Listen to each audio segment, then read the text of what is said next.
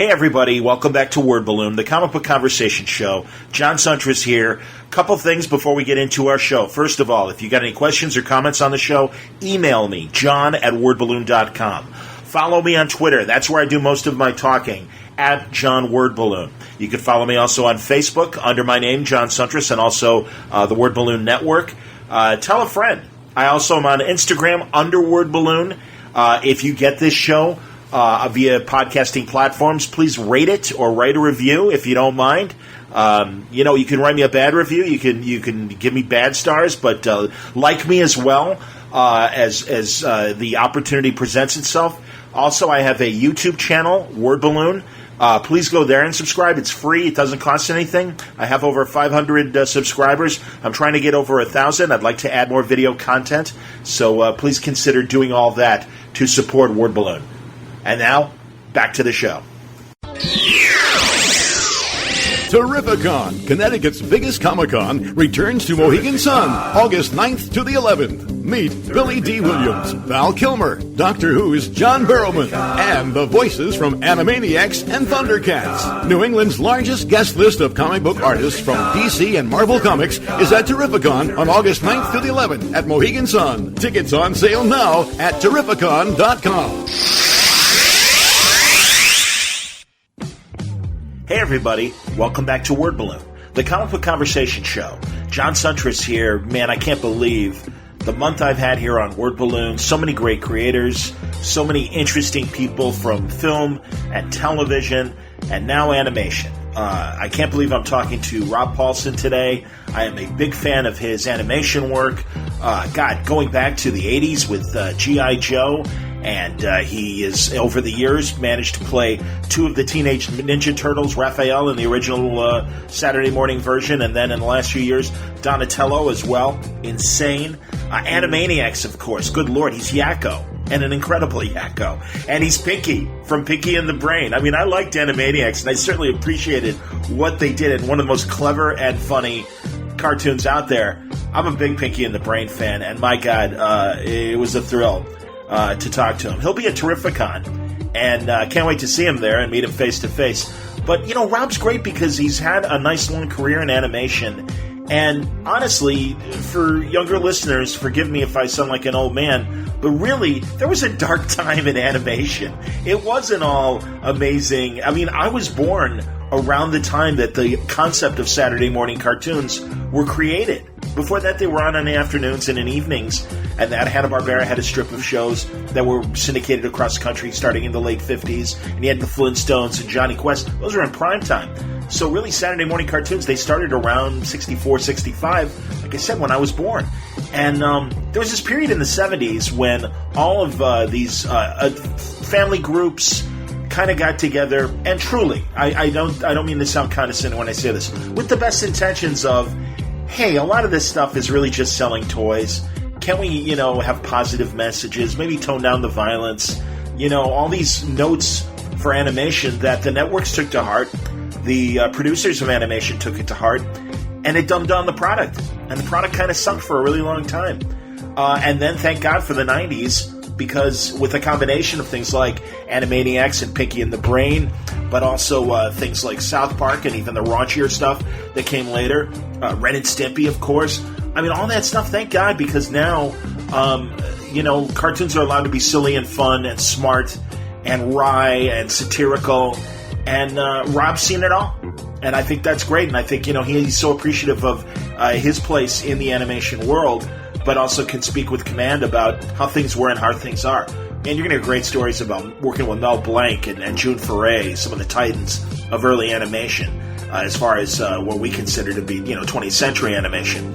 And then tremendous stories about Pinky and the Brain and Animaniacs. And just, again, this ability that Rob has now to have 3 generations of fans, grandparents, parents, and children alike. And great to hear that Animaniacs and Pinky and the Brain are coming back to Hulu, and Spielberg getting behind that again.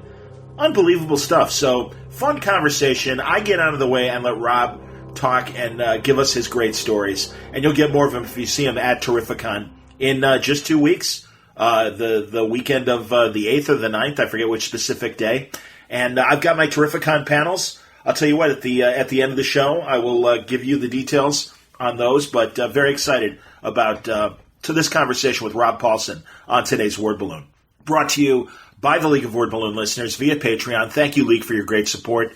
If you want to support Word Balloon, it's free. It'll always be free, but if you want to help out the cause, you can subscribe via Patreon. Go to patreon.com/wordballoon. Is it worth $1 a month to you? Is it worth the price of a comic book a month to you? If you think so, if you like what I do here, I hope you consider subscribing to Word Balloon via Patreon. Thank you very much, League of Word Balloon listeners. This episode of Word Balloon also brought to you by Aftershock Comics. They're having a hell of a year they call the year of reading dangerously, and they are backing it up with some tremendous books. Some other Terrificon people are also Aftershock creators, people like Donnie Cates. He's going to be there, and I'm sure we'll be doing a conversation about Baby Teeth on the panel that I'm doing with him. But there's also Marguerite Bennett's Animosity and Garth Ennis' Walk Through Hell, Dark Arc from Cullen Bunn and Juan Doe. Juan's got a new title coming out soon. That's pretty cool. There are things like Joe Pruitt's horror anthology, Shock. Cullen Bunn has a new book coming up called Night Temporal. And also there's Chris Sabella's Trustfall, Matthew Klickstein's You Are Obsolete, to name just a few of the great Terrificon, the great Aftershock books. Get my sponsors mixed up. In the weeks ahead, we'll have another talk with another Aftershock creator about their projects at Aftershock, but you don't have to wait. Go to their website. You'll find full story descriptions, preview pages, and the diamond codes on their books to order through your local shop at AftershockComics.com. All right, let's get into it. Let's have a nice conversation now with Rob Paulsen, Donatello, Raphael, Pinky, Yakko. Unbelievable, man. It's a pleasure to welcome Rob Paulsen on Word Balloon. Thank you very, very much for taking the time to chat to an old Ninja Turtle. I really, really appreciate it. Are you kidding? I'm honored to talk to two of the Ninja Turtles. This is very nice. How about that? 50% of the Ninja Turtles and one old Caucasian guy from Flint. Unbelievable. Well, I'm a Chicago guy born and bred, but this is good. Are we into it? Are we ready to roll? Yeah, fire away, pal. Excellent, man. Well, welcome to Word Balloon, Rob Paulsen. It's a pleasure to meet you, and a longtime fan of your long body of work. Thank you, John. It's more than a privilege to be able to do this. I essentially get paid to do it. Used to get me in trouble in high school back in Michigan, across the lake from you guys, and I am profoundly grateful that anybody takes even a cursory interest in what I have been fortunate enough to get paid to do for the last 35 years. It sure beats working. Well, you see, I'm right behind you as far as age. I'm not that much younger than you, and I think your voiceover heroes were my voiceover heroes. People like Mel Blanc, yeah. and certainly a guy you've worked with as well, Frank Welker. Oh man, you hit the nail on the head. Frank is a dear, dear personal friend, golf buddy. He lives 5 minutes from me. He actually found the home in which my family and I live. We've been here for 30 years, and in that home, and Frank found it for us. Mr. Blank, Frank worked with Mel quite a bit. I only worked with Mel, I think, once or twice, and obviously it was many, many years ago. But I had the following experience, which, as you can imagine, was pretty mind-blowing. And we were working on a Jetsons project, as I recall, like a Jetsons movie or something. And okay. Gordon Hunt, the late, great Gordon Hunt, who was a dear friend of not only Frank's, but mine as well, and is often better known as Helen's father, was the director in those days of all the cartoons that Hanna-Barbera. And, Gordon was a fan of Mr. Hunt's like the rest of us, and he was spreading the wealth. And when I got to work that day, he said, "Hey, Robbie, you want to sit next to Mel?" And I thought, "You mean Blank?" "Yeah." And I walked in, and there's Mr. Blank, who's probably in his close to 80 at the time. And it was just glorious because, of course, I grew up on the Tonight, watching him on the Tonight Show, and every time he'd come out, he'd have Johnny in the palm of the hands, and not to mention the audience, and it was mind-blowing just to see him on the Tonight Show, when my parents would watch it too, and my siblings, and just go, "God, look at that guy." And so I sat next to him, and I mustered up the courage to say, "Mr. Blank, big fan, like everybody else with a pulse. If it's not too much trouble," and before I could get it out of my mouth, John, he looks at me and says, "I'm a temp doc." And it just, it did what is happening to you times 10, because it was like this small nuclear explosion in my synapses. It just was utterly mind-blowing. That's not hyperbole. It truly was. And I thought, oh my God, this this is just the coolest thing about being in Hollywood. And now, and don't get me wrong, I would never compare myself to Mr. Blank. That's for people to do when I'm dead and gone. And there will never be anybody like Mr. Blank. Sure. However, being in a position now in which people really revere certain characters, whether it's Ninja Turtles or Pinky or Yakko or Carl Weezer or characters that I've been lucky enough to have a part in creating, all I have to do is meet a group of strangers and say, "Narf," and they do what you're doing now. It's the coolest, most glorious aspect of my career, and here's a guy who's Yakko, and I can't shut up, but I get utterly tongue-tied when I think of how lucky I am to be in a position where one word or even one non-word sound can elicit a joyful response from millions of people. I'm telling you, pal, I've won the lottery. Well, and you get the best of both worlds because you are these character voices, but also unlike a lot of other, and I know you've done a lot of live action work as well, but you get to slip into anonymity if you need to or want to. So that's great that you can delight people, but also go about your life as well. Well, yeah, and don't get me wrong, I would be lying if I said I don't like it when people make a fuss over me. I'm an actor, for God's sake. You're a radio guy, we're ham bones. Oh yeah, we're in the same business, whether you're tap dancing for your aunt and uncle or singing Amazing Grace to your grandparents for the 13th time or whatever. It's part of the Jones, and I totally am the same at 63 as I was at 13. I love the chemical aspect of what happens to me when I perform. I would be lying if I told you otherwise. However, the practical aspect of being really famous is a different animal, which I've learned not from my personal anecdotal experience, because when people, it's happening more and more that people recognize me because I've been around for so long and YouTube and all that, and it happens. Sure. I don't know, 3 or 4 times a week in LA, and it's never not wonderful. That's excellent. However, like you, I probably have friends. I mean, I have friends like you who are probably very famous, and you get to know them. And I've been in circumstances with people who are very. I did a show years ago called Biker Mice from Mars, and one of the regulars on the show is Ian Ziering from 90210. Sure, yeah. Reboot now, and Ian, and for a while there we had Luke and Jason Priestley. Jason is a good friend. We played hockey together. And I have been with those guys in social situations when 90210 was at the height of its popularity. And it's utterly different than living a normal life. And I got to see tangentially and had a couple of times when I get caught up in the madness of a pile of people trying to get to Jason or Luke. And it's different, man. It's weird. I have never experienced it. And when I've been in circumstances like that, in a much smaller way, but when Turtles was really huge the very first time, it's still arguably as big as it's ever been. Sure. But when it really hit, and I was Raphael in the original show, I clearly remember being at Disneyland, and we were standing in line for some ride, and my kid, pointed out a young fellow who was wearing a Raphael shirt, to be specific, and he said, "Hey, my dad's Raphael." And, of course, I wanted to come to my kid's aid because the other family looked at my son like he was, had been dropped on his head. Like, yeah, well, and my dad's the Easter Bunny, whatever. And I said, no, I really am. And one thing led to another, and somebody happened to have read the credits, and I go, wait a minute, what's your name, Rob? He really is. Oh, my God.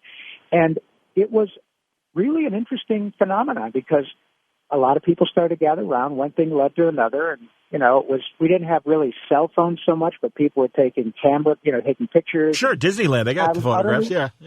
Yeah, I'm utterly nondescript, just a normal, average guy, but I happen to be the voice of this Ninja Turtle. And we got back into our car at the end of the day, and my wife said, I got to tell you, if that is something that we encountered every day, I wouldn't like it.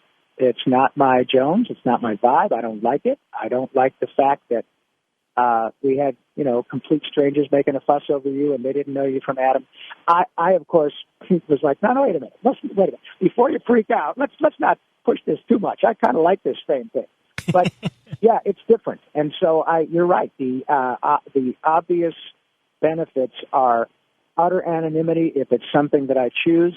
But once people find out who I am, it is nothing but a joyful experience from both sides of the equation. It just makes everybody happy, and I am so grateful to even have a little bit of my toe dipped into that whole circumstance. It's pretty cool. That's fantastic, man. I wonder, along with Mel Blanc, I wonder about two other great voice actors, June Foray and Stan Freberg, if you ever had the chances to work with them. I did, both of them. That's I worked great. with Stan and his son. Hunter. Hunter's his wife, yeah. Devin. It was a different name, like Devin or I can't remember, but and he has the same hair as his old man. I remember the TV commercials they did together where clearly he is his son. Absolutely, man. The resemblance was uncanny. Yeah. Totally. It's amazing. June was, I can absolutely say, and sweet June is smiling down at us all now from,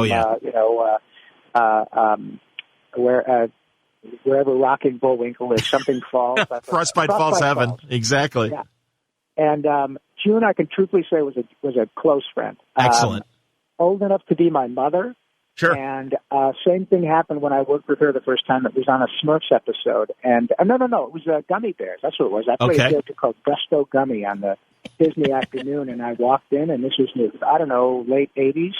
And so June was probably 70 at the time.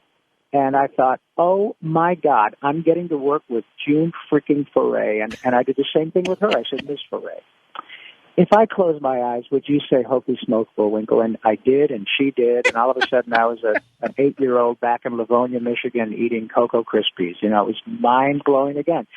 And then years later, we got to be good friends, and she was on my podcast, I think, twice. Oh, cool. I'm going to look those episodes up. Go on. Yeah, just mind-blowing. And she was on my podcast when she was 94, and I remember thinking, oh, my God, when I met her many years ago at 70, I thought, I told my folks, I said, I got to work with June Foray today, and I'm so glad I did, because, she's 70. Sure. Meaning, she's on her way.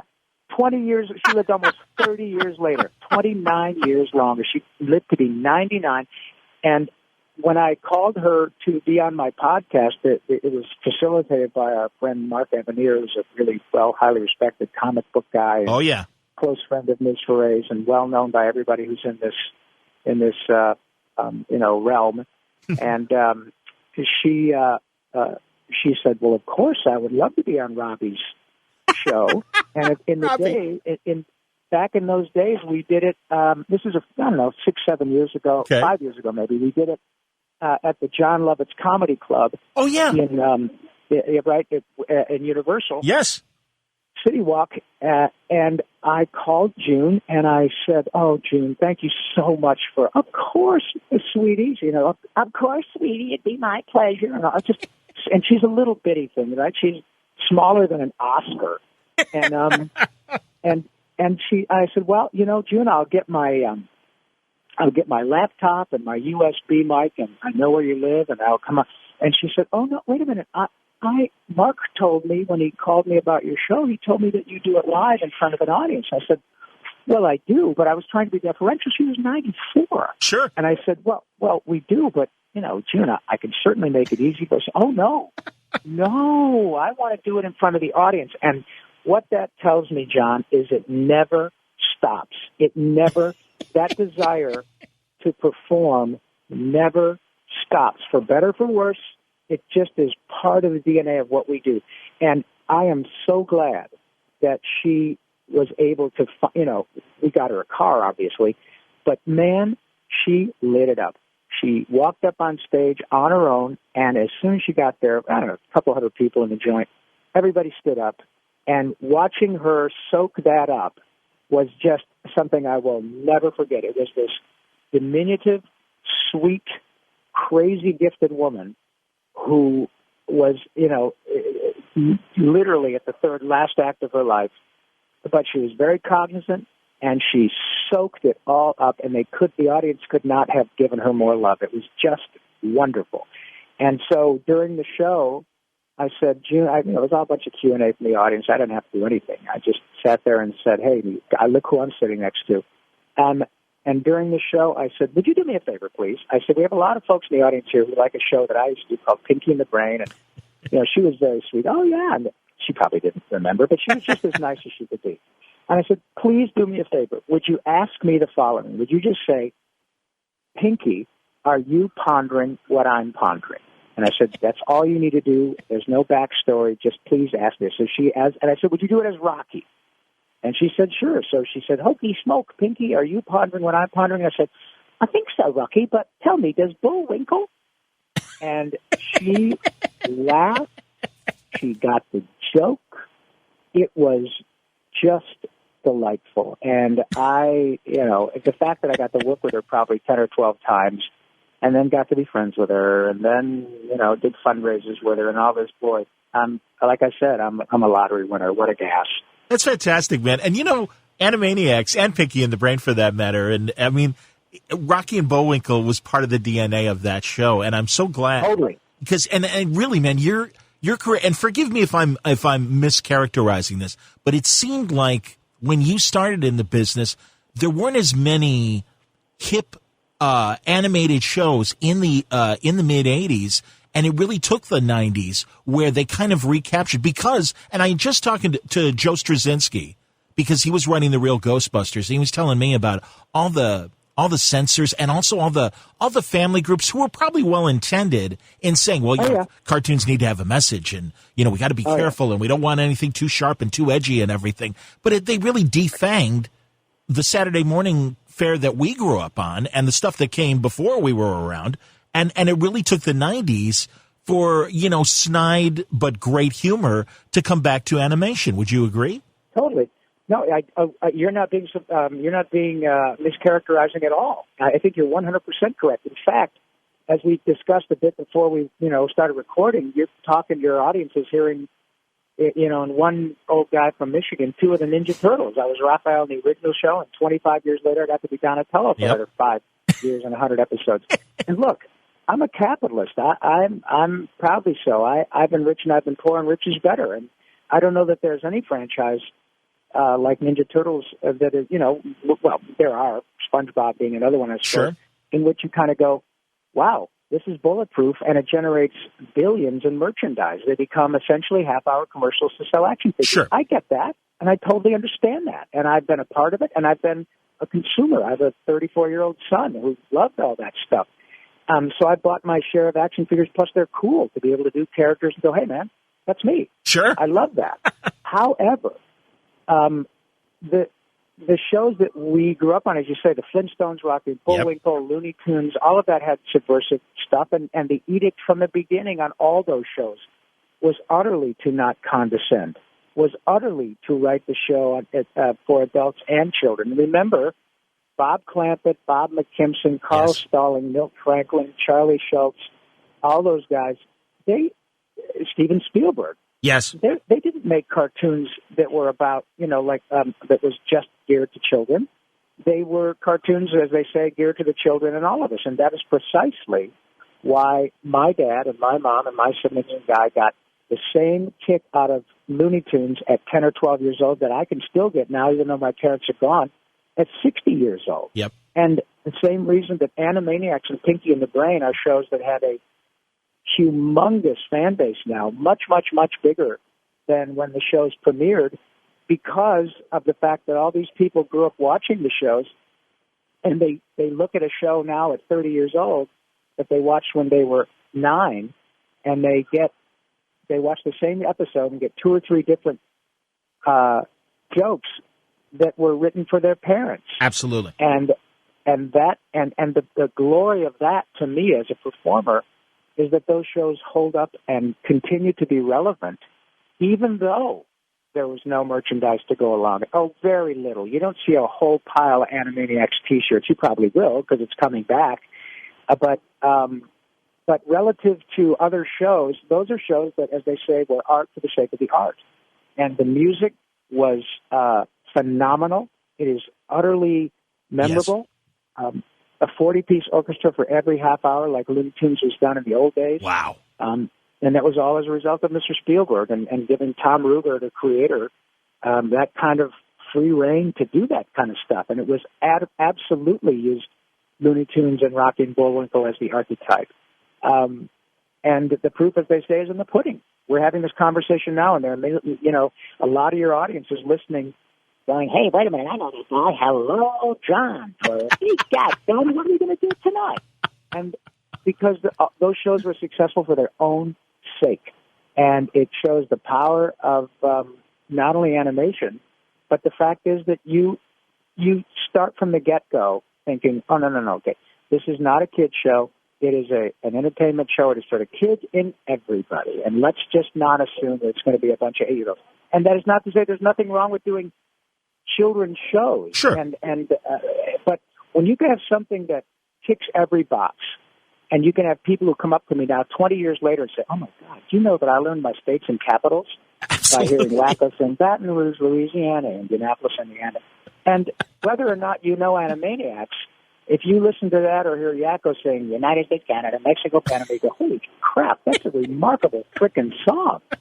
And it is. Absolutely, man. And it's every bit as powerful as Conjunction Junction and Yes. Jack Sheldon do all that really cool stuff on Sesame Street, which which fortunately I could watch with my son.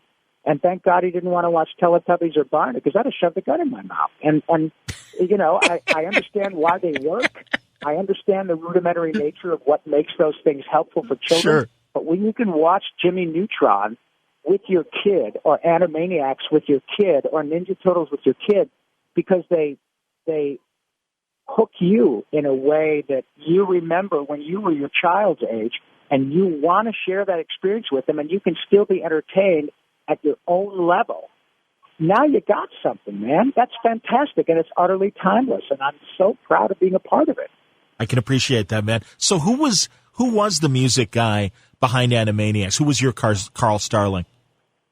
Well, our Carl Starling is the late, great Richard Stone. He was the fellow who did all of the orchestrations for all of that stuff. So every time, and I got to tell you, man, it was I'm literally 2 miles away from the Warner Brothers studio, the back lot, where the Warner Brothers Tower still exists. I'm at Nickelodeon at the moment. We just got done doing Ninja Turtles, but I'm down the street from Warner Brothers, and you know the water tower is there, and it's called the Eastwood Scoring Stage now, but it was where Carl Stalling did all of the Warner Brothers cartoons, and Milt Franklin. We still use the same piano. The orchestra uses the same Steinway Grand that Carl Stalling used. They tune it every week.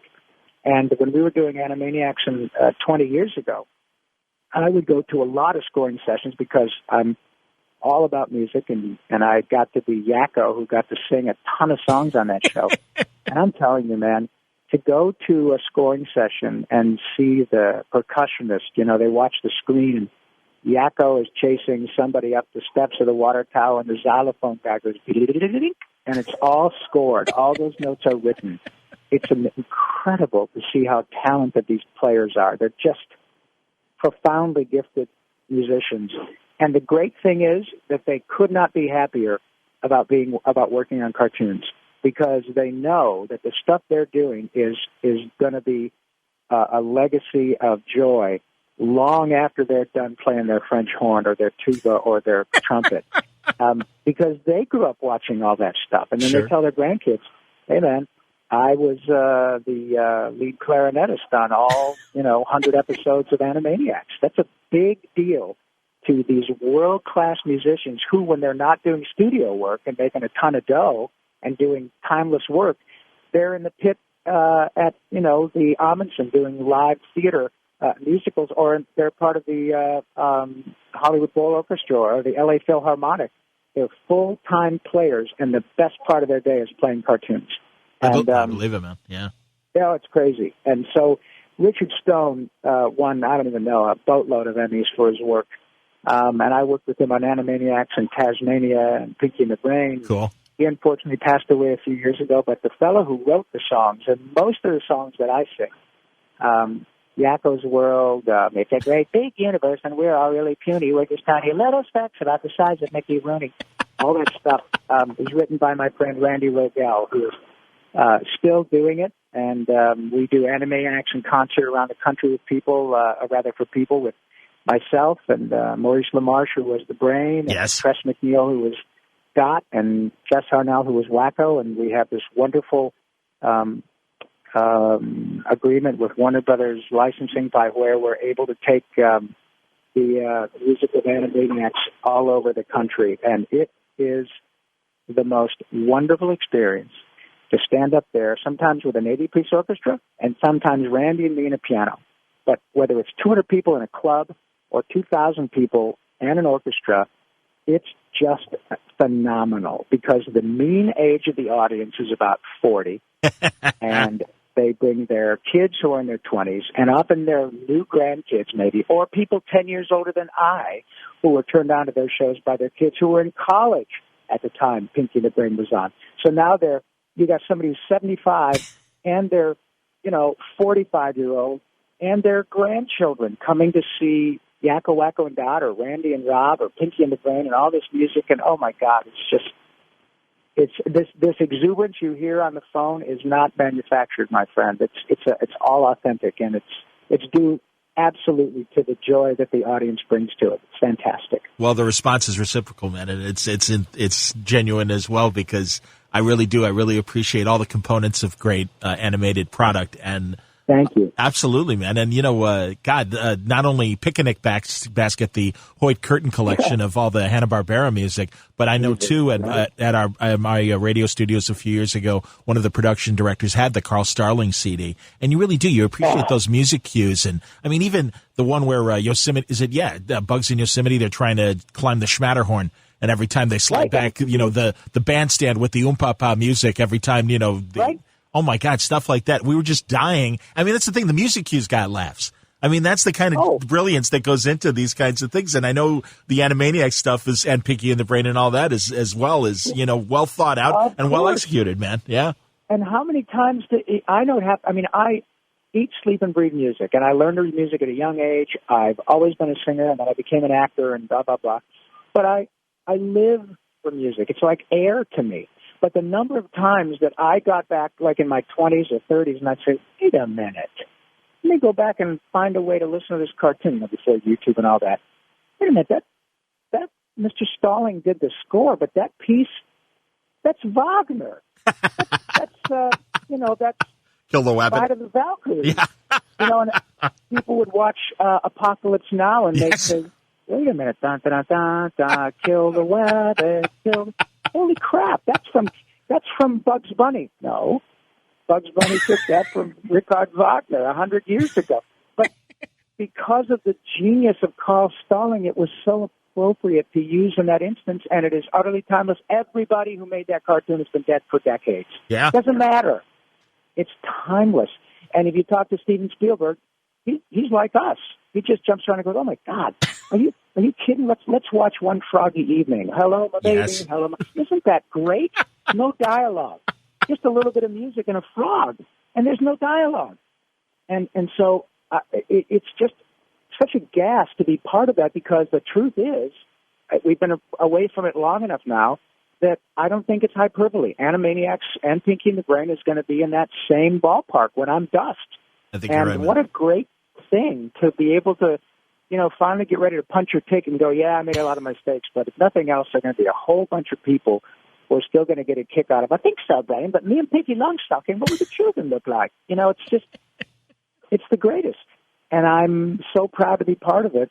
And none of us, I can guarantee your audience, I mean, you're one of it, you're in this business, you're a performer, but I can guarantee people who are fans, and I don't mean just fans, because I'm a fan too. People who are fans of this wonderful work that we get to do, I can assure you that every single one of us do not take this for granted. Every single one of us gets how lucky we are to be in this position because it's not about one person.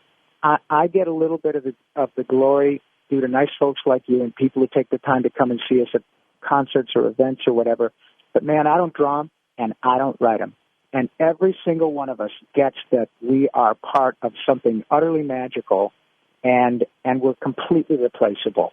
So when we get these gigs, man, it really does make you feel like you've won the lottery. So on behalf of all of us who do this, to your audience, thank you so much for paying attention, because it's like you want to. You do a really cool thing or you win your merit badge and you want to show your parents and grandparents, check this out. I got it right. And that's the way it is with an audience. When we're in the middle of making this, all we can think about is, oh, my God. Oh, my God. When the audience sees this, they're going to lose their you-know-what, because we're the audience. We're getting it while we do it. And it's like, they're going to absolutely poop when they see this. And we get it. So thanks for letting us do it. Absolutely. Well, one of the inside jokes of Pinky and the Brain that I always appreciate, and when you guys did it, I'm like, I can't believe they're doing this, is frozen peas. Frozen peas. Yes. Oh, you know what that was? I do know what that was. Tell the audience about. Exactly, man. No, this. I mean, again, coming from radio and especially commercial production radio, we all were aware of the origin. So let you tell the audience about frozen peas. Oh my God! What John is talking about is the late great Orson Welles was known for who he was. Obviously, just let alone Citizen Kane. And then fill in the blank, whatever. Yes, great filmmaker, absolutely. Great voice, great actor, great, yes, everything, yes. Auteur, the guy, okay. But he was also, like a lot of very, famous people in that position, was, like Alfred Hitchcock. I've never had the pleasure of meeting him, nor did I Mr. Wells, but, stories get around, and sooner or later urban myths become like, well, where there's smoke, the guy was, he knew what he wanted and was kind of known to be a little bit difficult. And people cut him that wide swath because he was Orson Welles. And there's this incredible, just wonderful outtake reel of Orson Welles giving a bunch of young writers and producers on the other side of the glass an earful during this recording session for frozen peas and frozen food and all of the stuff for which Mr. Wells was doing the voiceover. And he had a profoundly wonderful voice and that incredible kind of almost arrogant by nature delivery that whether it was Paul Masson or whether it was frozen food, it was Orson Welles. And so you guys got to just Google Orson Welles frozen peas. And you'll hear this outtake. And my buddy, Maurice LaMarche, who's my friend, the Brain, he's a world-class impressionist, and that's what he did before he became a world-class voice actor. And one of the reasons he got the Brain was because he brought Mr. Wells' Jones and vibe and voice to the Brain, which was a perfect choice. Absolutely. And the story is true that when Mo went in to read for the Brain, Tom Ruger basically canceled all the rest of the auditions and said, "Oh, we found it." Mo came in and said, "Well, I look at the picture and let me start doing We Know a Remote Farm in Lincolnshire where Mrs. Buckley lives." And they lost their minds. So you guys check out Orson Welles' Frozen Peas, and that outtake is authentic. It's all real. And so when Orson goes off on these people and so, I don't direct any living actor in Shakespeare this, what is it you people want in the depths of your ignorance? Whatever it is you want, I can't give it to you because I just don't see it. What is it? You people are such pests. And he just goes on and utterly berates them. And it is priceless. And Maurice LaMarche knows the whole thing verbatim. Cut to years later when we're doing Animaniacs, we did an episode called Yes, Always, which is a line that Mr. Wells says in this outtake tape. And it was the utter recreation of that whole glorious meltdown of Mr. Wells. But it was in the context of Pinky and the Brain. And Mo did it, I mean, it's spot on. It's so spot on. And it was, truthfully, about a $400,000 in-joke, because that's what the budget was per episode. But it was because of the fact that you had Mr. Spielberg and the wonderful Tom Ruger and Gene McCurdy at the head of Warner Brothers Animation, and Peter Hastings and Sherry Stoner, and the wonderful writers, Deanna Oliver, and Gordon Gressack, on and on and on. They all got the joke. They were all totally hip. They grew up on all this stuff. They knew what Mo was talking about. So one day we hear, hey, Stevens greenlit this. We're going to do this episode. And we all lost our minds, and it turned out beautifully. So do that for yourself, audience. Go Google the Orson Welles Frozen Peas, and then watch. Then you can go on YouTube and watch Yes Always, Pinky and the Brain. And when you A/B them, it's glorious, and it worked out great, didn't it, John? It's just a killer episode. Well, you're selling yourself short, Rob, because it is a two-hander. It's just like Who's on First. You need both guys there, Abbott and Costello, to make it work. And also the Pinky's perfect because the actual voice director for Mr. Wells was a British man as well. That's right. And so you were able to be as British as you needed to be as Pinky as the gentleman was as well. And for the moment, I'm giving you the read I'm giving you for the moment. Yeah, all the people you're right. All the people directing Orson were British. And I'm sorry, Orson, can we take it again? Can we do it from the top? Can you emphasize a bit in July? I don't know what you mean in July. He says, in July, peas, blah, blah, blah. And he says, do you really mean that? There's no known way of emphasizing a sentence with in July. Show me how to do that and I'll X, Y, Z, blah, blah, blah. And so in the real outtake, you're right. The guy says, "Oh, Orson, could you please emphasize in a bit, like in July?" And Pinky says, "I'm sorry, Brain, but could you emphasize a bit in July?" And then the Brain says, "There is no known way of emphasizing, starting a sentence. Get me a jury, and I'll, oh my God." So, boy, did you ever light me up on that one? And that's good, man, because so great. Yeah, because now with the wonderful time in which we live, if you got half an hour, you can A/B them. You can go, oh, my God, there's Orson Welles, and there's this wonderful cartoon that was made 20-odd years ago parroting that exact thing, and they spent $500,000 and of somebody else's money. and we get to talk about it and laugh at it all these years later. It's just the greatest. But that's a great thing, man. And again, it's your guys' think tank at Animaniacs having the faith that it is funny, and it was this great insider broadcast joke in the pre-digital world. Somebody had a cassette of it or a reel-to-reel of it, and things like, and you're not going to believe what you're going to hear. And I even remember when the CDs, Celebrities at Their Worst, came out, and that's one of the featured cuts. And there are other celebrities kind of losing it either in an outtake or doing, a voiceover read like Wells. And yeah, man, no, it was great. And so for Pinky, how did you come up with being British for Pinky? I, like many of us, have been inspired for years by, when I grew up in Michigan, there was the usual suspects, Lucille Ball, Carol Burnett, Harvey, Tim, Jonathan Winters, Red Skelton, Johnny Carson, Rodney Dangerfield. All these people informed my comedic sense, but also deeply involved with the Pythons and the Goons. Peter Sellers was like a god to me. Hey, we're recording on Sellers' birthday, by the way. What would have been Sellers' birthday? I know it. Good for you, pal.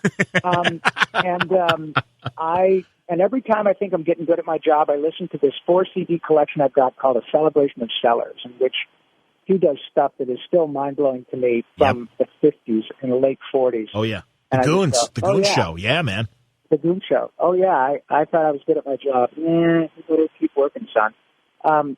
But, yeah, so all those folks really informed my ability to be utterly unself-conscious. That is to say, not worry about whether I looked like a goofball when I was doing what I was doing, because that still is part of my job. You can't be wrapped up in how you look being a talking turtle, because then you don't then you're not free to be whatever you need to be. But those all were part of the equation.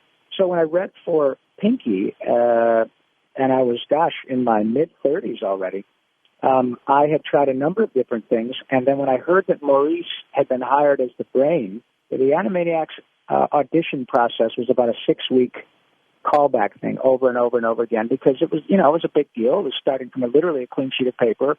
We'd all worked together on Tiny Toons with Mr. Spielberg, same group, but it was all new characters and music-driven in large part, character-driven to be sure, but also music in almost every half hour. And so it was right in my wheelhouse. But I tried a lot of different stuff, and it was just one of those things where I just thought it might be kind of fun because I was so influenced and informed by British humor, and I liked the subversive nature and the oddity of it, the complete, bizarreness of, I'm sorry, is Mr. Johnson? And no, he's gone off holiday. He won't be back for 6 months. But I'll wait. that kind of stuff. And I thought I totally get that. And so I looked at the picture, and Pinky had this huge overbite, and I thought it might be interesting if he had trouble pronouncing R's, and they had written these little things like Zort and Narf and things that he would say as these kind of like almost Tourette's-like cartoon weirdness. And I just thought I'd be completely, try one where I do a British thing, go right off the deep end, like the pythons when they're, oh, my brain hurts, I'll hit my head on, the guys wrapped up with the little towels on their head. Yeah, the Gumbies, absolutely, man. The Gumbies, yeah. Oh, no. And so I thought, let's just give it a shot. Only smaller. Why not? Let's give it a try. And so I did, and for whatever reason, Mr. Spielberg thought, hey, this could work. And it was, as you recall, part of the sort of cavalcade of cartoon stars and spun off on its own. And arguably now we have just as many people who are standalone Pinky and the Brain fans as they are of Animaniacs.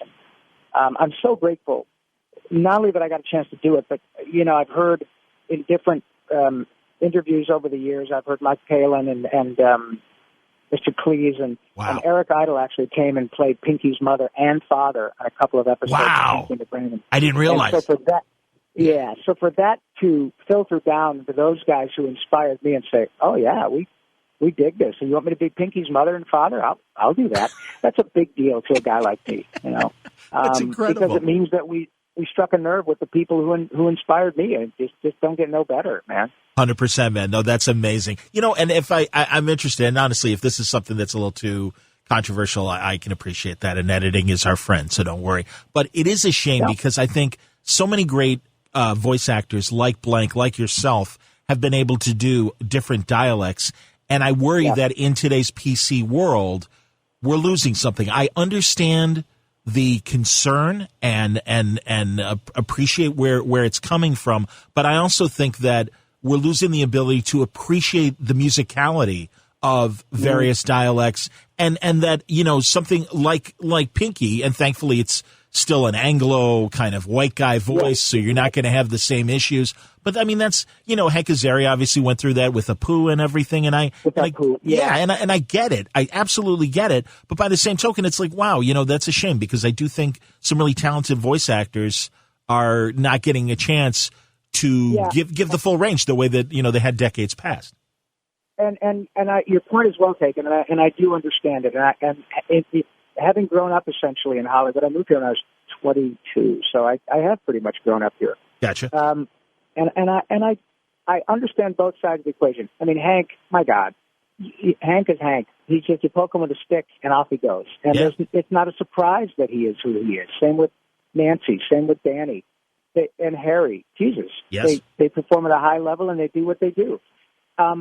However, we also now have an influx of really profoundly gifted actors from virtually every national origin. Sure. And I have been in positions. Well, in fact, here's a great example. The first big gig I got in animation was I got in the mid-'80s. There was the first reboot of Johnny Quest, which was a big deal to me when I was a kid. And I got Haji. Yep. Which is, the little Indian boy and says, Sim Sim Salabim and all that. Was it an authentic portrayal of a true?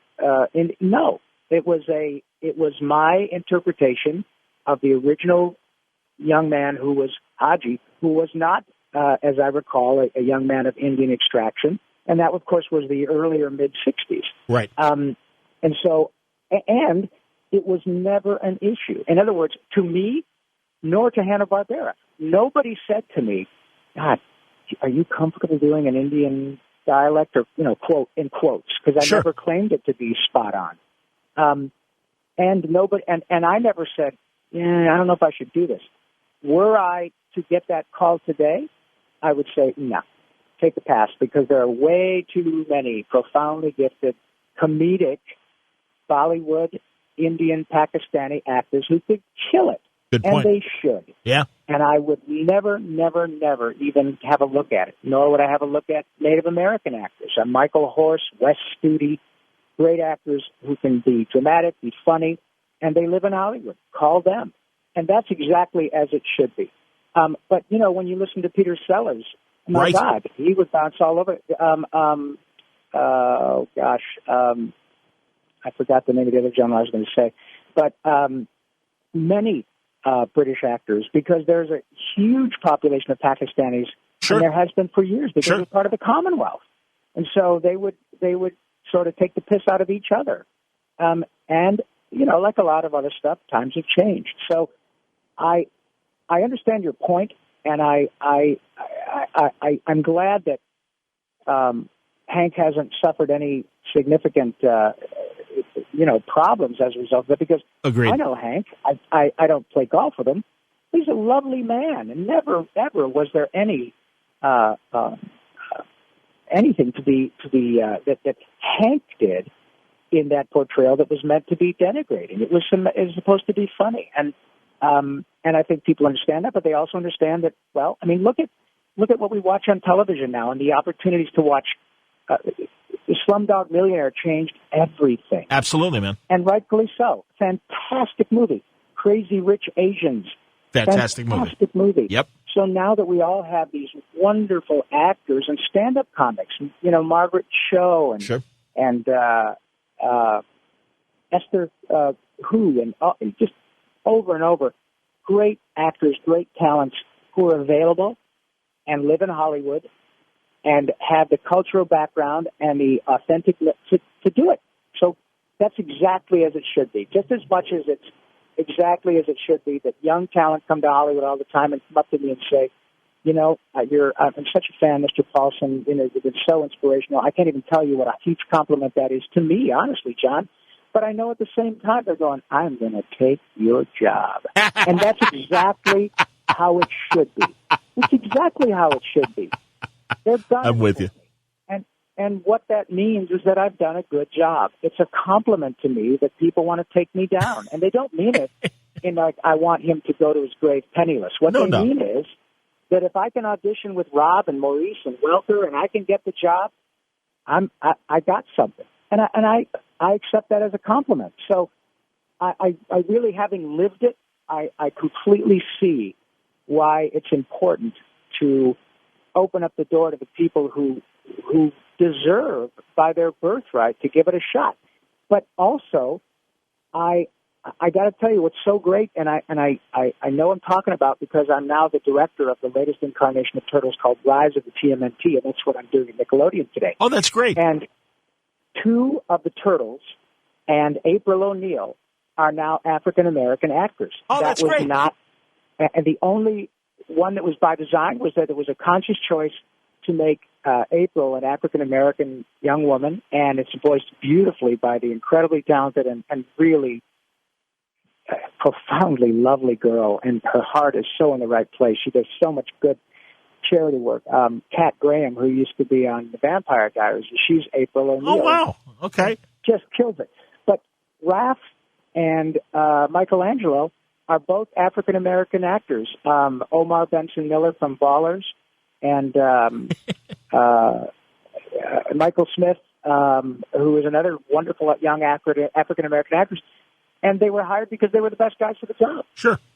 And if you ask them, that's precisely how they want it to be. Sure. So my point is that what we're trying to do in this new culture is to give everybody the opportunity to compete. And I believe that's all you can ask. We now have a circumstance in which you can pick whatever Asian, Arab,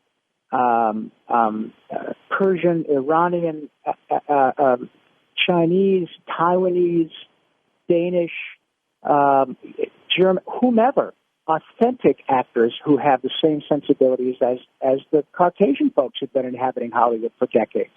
So absolutely, that everybody should get a shot at it. And may the best man or woman win. And that, I think, that's the glory of competition, because it raises the high tide for everybody. And the winner are us, the audience. And that's the way I look at it. And if I get beaten out by somebody who's better at it, more power to them. It's a marathon, it's I want to do this till I die. And it's not about how many I can score this day. It's about what happens at the end. And I look back and go, man, I had more than my share. And more importantly, I got to work with people who who made my life better just by their existence. And I'm telling you, man, it's not far from the truth. These people are profoundly gifted, and every single one of them is the most down-to-earth, kind. You talk to Welker, and you'll walk away going, oh, my God, this guy, I don't think this guy realizes how gifted he is, because he's just like talking to my gardener, my bricklayer. He's the nicest guy. And he is. And then he opens his mouth, and you fall over. That's amazing. It's crazy, yeah. That's great, man. And as in the closing, if you still got just a couple minutes, I wanted to ask you about. Sure. Excellent, man. I wanted to ask you about podcasting because are you still doing it? Because I looked up on Last FM, and the most recent show I saw was March of this year.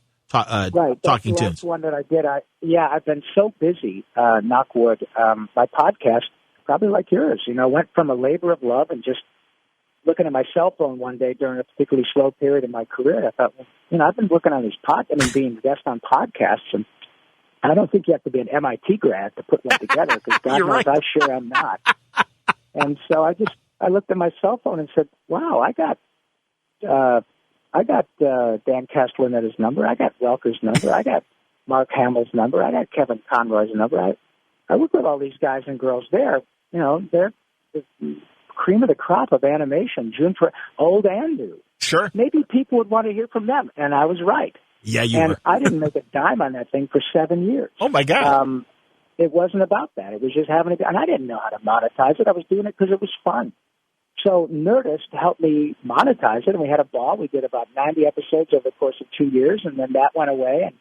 And I am very busy, fortunately, working every day in my traditional gig. Sure. I'm now directing Turtles. I'm doing a lot of pitches at the usual places, DreamWorks, Netflix, Amazon, Hulu, Disney. And I'm putting the finishing touches on my book, which has taken up a ton of my free time over the last year and a half, which is coming out in October. And then I didn't really realize, John, and I am grateful you asked about it, because now when I go to, whether it's Wizard World in Chicago or C2E2 or Comic-Con in San Diego or New York or Boston or wherever, one of the things that is listed on my credits when people come up to see me is my podcast. Yeah, straight. I'm so flattered. It's like, you might know him as, Raphael, Donatello, Yakko, Pinky, blah, blah, Dr. Scratch and stuff, and the Talkin Toons podcast. It's become a big enough thing with our respective audience that it's standing on its own. And that is what I just love about our business, because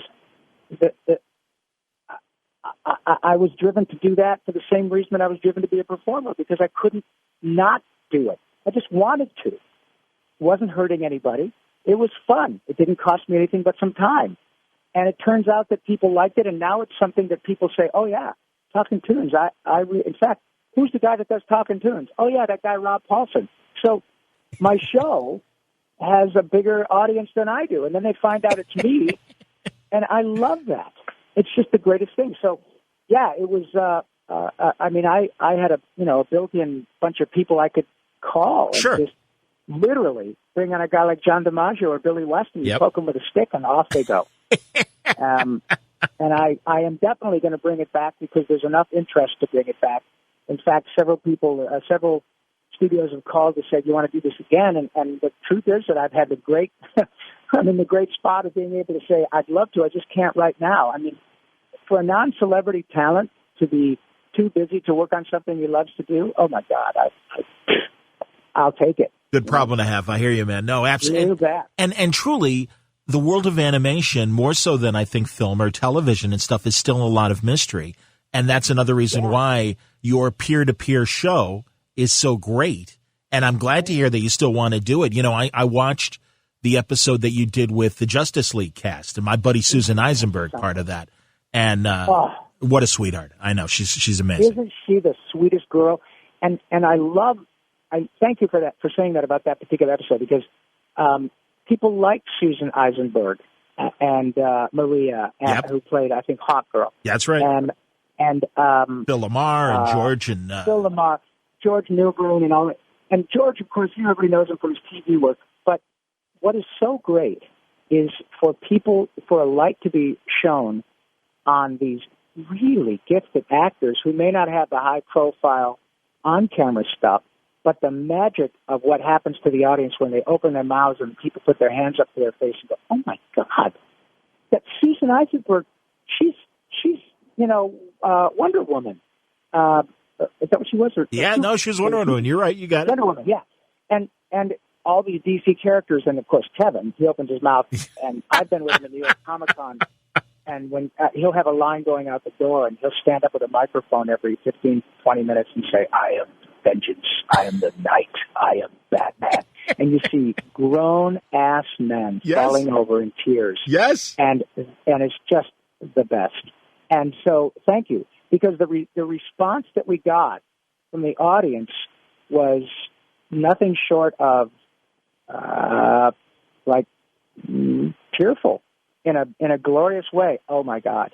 Seeing George Newbern, I know him from the TV show with Kerry Washington. Scandal, of course, and Father of the Bride. Because I wasn't a regular Scandal watcher, but when I saw him on your show, I'm like, that's who George Newbern is. He's the groom and Father of the Bride. Oh my God! Of course I know this dude. Yeah, he's been around forever. Yes, wonderful actor, sweet heart of a guy. But oh man, a good Superman. Saw him and Michael Rosenthal in the it's the Flash. Yeah, Michael Rosenblum, absolutely, Flash man. And Phil as Green Lantern. Saw all those people together, and let me tell you, the kids who worked at Nerdist when that group came in, honestly, every one of those sweet 20 to 35-year-olds were really they really lost their minds. Well, because it was you go ahead. 5 or 6 great actors who collectively, everybody has their favorite DC Justice League character, and every one of those young people lost their minds. It was fantastic. Well, to me, the litmus test was... It was Susan's idea. It was Susan Eisenberg's idea. She told me. Together. I owe it all to her. No, I love that she's behind this Justice League reunion campaign. And I would see the hashtags, but I didn't realize until seeing your interview with her that she really was the linchpin. And so, ever since then, I'm like, hey, you're Spartacus. You're the one leading the revolt. Spartacus. And she laughed because I am Spartacus. You're right. She is. She was Spartacus, and then I'm Tony Curtis, and I am Spartacus too, my lord. Honest to God. And what's great is that you can even see in that episode with George Newbern. George has got all, like you said, he's been in iconic movies. And he's a working actor. He's pretty recognizable. Yes. But all these people, Mike Rosenblum, and all the work on he was on Gotham, I think, right? He was on Smallville. He was Lex Luthor on Smallville, for 10 years. Right. Yeah. Okay. So all these guys and girls who have really wonderful on-camera careers, and Phil Lamar from Pulp Fiction. Yes. God, Mad TV. And, absolutely. God, on and on and on. But man, when they're in their element doing superheroes and animated characters, they light up. And you go to George, and I think there's at some point we kind of go, what's great about this, George, is, you come here from all this really great on-camera work, and he's kind of like, are you kidding me? Oh, dude, I want to be you, Rob. I want to do this every day. They love it. And they love it because they're still, George is a handsome guy. And that's a big part of his work. He's a wonderful actor. He's a very handsome fellow. But, the glory of what we do is we're not limited by being handsome, ugly, average, female, short, black, white, orange, green, short, tall, fat. It's utterly limited. We're utterly limited by our imagination, and which is what we got into this gig to be in the first place, and the kindness of people to hire us. It's kind of like the best part of why we decided to be actors as children. Here I'm a couple of Ninja Turtles, and on both sides of the equations, with a generation between them, nobody cared what I looked like. I love that, and it's a wonderful place to be, pal. Well, I don't know Frank's actual age, but my God, the guy can still do Fred from Scooby-Doo. 73. There you go, man. How about that? Right? It sounds as much like Fred as he did in 1969. I get it, man. Jesus. Exactly. And how about that? Frank is 73, and he's been doing Freddy since the original show in 1969. 50 years. He's been doing Freddy since he was 24. free. And not one person has written to Warner Brothers now, who owns the whole catalog, and said, gosh, Freddie doesn't sound the same. Not at all. In fact, they do the opposite, and they review him going, oh, my God, I'm so glad that Freddie is still doing it because now me and my children and my grandchildren watch it the same guy. Isn't that fantastic? 100%, man. No, and I was going to say about Phil, I think the great testament to Phil LaMarr playing John Stewart in Green Lantern was they made that Ryan Reynolds movie 10 or 11 years ago, and so many people are like, I don't know Hal Jordan. I know John Stewart. Why isn't John Stewart in this movie? And it's like, well, yeah, that's because of the cartoon and Phil. And because he left such an indelible mark on the character. And I mean, even people like Neil Adams from comic books is like millions of more fans know who John Stewart is, taking nothing away from Hal Jordan as a character or Ryan's performance. No. But it's just, that's the fact is that Justice League cartoon was such an impactful show for that generation. And hey, man, I mean, I was a 30-something guy watching it and telling my adult friends who used to read comics, you're not going to believe this, but there's this Y7 cartoon show that is incredibly well written. And then truly, man, again, as we were saying about Animaniacs and all the humor that you guys do now, that's what I'm saying. It's like, this is a great time for animation. And that's why I think your podcast and truly your background and everything, you guys appreciate it as actors and performers and the crew that puts it all together. But now we've got an audience that finally are hip in the way that the Japanese were hip decades ago in terms of animation could be for everybody. The words right out of my mouth. Yep. Yes, that's the perfect analogy. And I'm so grateful that you brought up the podcast because that was my reason for doing it, was to shine a light on these people whom I had, 1,000 times at which I'd look at Frank or Tress or Tara Strong or E.G. Daly or John DiMaggio or Billy West or whomever, Nancy Carver, and say, you guys, this right now, us at work, this is the show. This is the show. And I knew it because I'd go to like C2E2 at Chicago, and I'd be on stage with Maurice and a sweet person doing Q&A, and we had 3,000 people in the audience. I believe it. To hear people whom they wouldn't recognize walking down the street, but they wanted to hear us talk about Pinky and the Brain and Animaniacs, and in Moe's case, Futurama, for which he won 2 back-to-back primetime Emmys, right? Yes. Let alone Pinky and the Brain. And it was never not fabulous. What is so great about what you just saw by extension, the zillions of folks listening to this right now, many of them are my son's age, 34, 35 years old. And to my son, who loves the Batman franchise, he loves all the Chris Nolan stuff. He loved Michael Keaton and all those cool movies. But you know what? If you ask him, if you had to watch one Batman the rest of your life, he would say, Batman is Kevin Conroy and the Joker is Mark Hamill. Sure. Period. End of story. I like all the rest of them. I understand the input. I love that Batman is so bulletproof that all these wonderful artists and directors can put their spin on it. But you know what? That 20-year run of Batman, the animated series, in which Kevin Conroy and Mark Hamill utterly killed it every frickin' episode, that's the one that resonates with people. And I had Mark on my podcast. I've been on, I think, 3 times, but I had Mark on my podcast when he was fixing to go do the first of the newer Star Wars movies in which he appeared as an older guy. Sure. And we did it at the Improv. We moved from the Lovetts to the Improv, and Mark said, Rob, I'm so sorry, but, I can't really answer any questions about Star Wars. Disney is very protective. I said, no problem. We'll just say very, politely, sorry, we can't, the next question. But do you know what, John? Not one person in the audience of 200 asked a question about Star Wars. Every one of them wanted to know about the Joker. Yeah, every one of them. I get it. And we didn't tell them in advance, please don't ask questions about Star Wars. That shows you the power of that franchise. You got Luke frickin' Skywalker right there, and all they want to hear about is the Joker. That's a big deal. I hear you, and man. Yeah. I'm just so proud to be part of that. And you're right. Our timing is excellent because, look, the video games make more money than the movie business. Sure. Every other month, another animated feature from Pixar or somebody else comes out, an independent producer, and makes $300 million. And we have our own Oscar category. And soon there will be an Oscar for Best Actor in an Animated Film. And I hope so. There should be. Yeah, absolutely, acting man. is acting. Yes, it's indeed. not about how you look, and you create characters the same way and all of that. So it'll happen. But regardless, I know that we have a giant audience, and like I said earlier, we all get how lucky we are, and we can't wait to spring on you the next cool thing that's coming out. It's the best.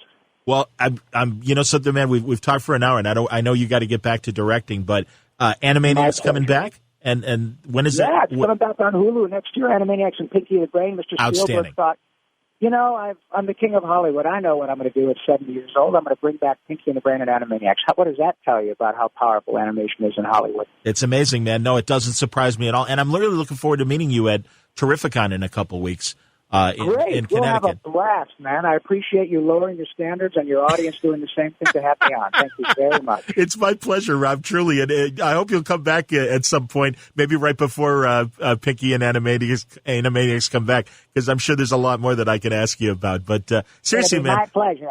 And you get free tickets to the Water Tower for the rest of your life, like it or not. Thank you for your contributions to the podcast world and the animation world, Rob Paulsen. It's a pleasure. Thank you, John. Rob Paulsen, I will see Rob at Terrificon. I hope to see you there as well, August 9th through the 11th at Mohegan Sun in Connecticut. It's going to be a great panel that he is going to do. I am doing several amazing panels as well.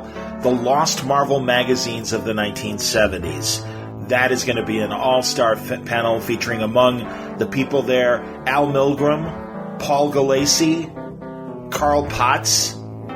Pretty amazing, man. I'm really looking forward to talking to a lot of those guys, all those guys for that matter. And then a romance comics panel with Barbara Freelander. I played last year's Terrificon panel with Barbara. Paul Kupperberg did the interview. And the reason why was I am fascinated by the DC romance comics, all romance comics from DC and Marvel from the 60s and 70s, the artists that work on them. Barbara was the editor. She also edited Swing with Scooter, which was kind of an Archie knockoff that DC did once the popularity of Archie really kicked in the 60s. And that's a fun topic to discuss. Thanks, Mitch Halleck, for associating me with Terrificon. I know they're a sponsor, but really, this is my kind of show because they have really interesting people that represent comic book history, comic book present, and then a lot of great celebrities as well, like Robert Wool, who you heard on Word Balloon. He's going to be at Terrificon. Billy D. Williams, of course. John Barrowman from Doctor Who. Lots of great celebrities, but it's comics first and foremost, and the modern day and also the history of comics. It's pretty cool, and that's why I like Terrificon so much. I hope you enjoyed today's Word Balloon. It was brought to you by the League of Word Balloon listeners. Thank you, League, for your support via Patreon. You can go to patreon.com/wordballoon and subscribe to Word Balloon there. Is Word Balloon worth $1 a month to you? Is it worth the price of a comic book a month? If so, I hope you'll consider subscribing to Word Balloon via Patreon. Thank you, League of Word Balloon listeners. Word Balloon is also brought to you by Aftershock Comics, who are having a great year, and no wonder, because they've got great creators. Phil Hester and Ryan Kelly doing Stronghold. Dark Red from Tim Seeley. Juan Doe and Cullen Bunn doing Dark Ark. Baby Teeth from Donny Cates. Animosity from Marguerite Bennett. Garth Ennis' books like A Walk Through Hell and Jimmy's Bastards. Aftershock pushes the envelope, new releases, ongoing series that continue to thrill, chill, and challenge imaginations and sensibilities. In the weeks ahead, we'll have more talks with more Aftershock creators about their books, but you don't have to wait. Find out more, go to their website. You'll find full story descriptions, preview pages, and the diamond codes on these books to order through your local shop at AftershockComics.com. Thanks again for listening. More great stuff coming to wrap up July, but also get into August, and really great conversations in the days and weeks ahead right here on Word Balloon. I hope you'll stay on the ride. It's been a hell of a July, but there's certainly more to come, as Johnny Carson would say. Until